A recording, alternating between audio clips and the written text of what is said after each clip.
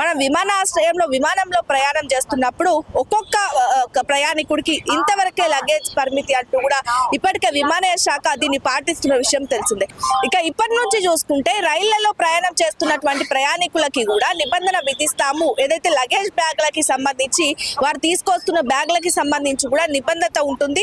ఏదైతే ఒక్క ప్రయాణికుడు ఇన్ని కేజీల వరకే తీసుకెళ్లడానికి ఉంటుంది. అది కూడా మనకి సంబంధించి స్లీపర్ కోచ్ కి ఒకలాగా, ఏసీ కోచ్ కి ఒకలాగా, థర్డ్ ఏసీకి ఒకలాగా, సెకండ్ టైర్ ఏసీకి ఒకలాగా ఉంటుంది అంటూ కూడా కేంద్ర మంత్రి అశ్విని వైష్ణవ్ కూడా కీలక ప్రకటన చేశారు. ప్రస్తుతం లోక్సభ సమావేశాలు జరుగుతున్న నేపథ్యంలో ఎంపీ వేమిరెడ్డి ప్రభాకర్ రెడ్డి అడిగిన ప్రశ్నకు కూడా ఆయన ఈ సందర్భంగా సమాధానం సంధించినట్టుగా చూస్తున్నాం.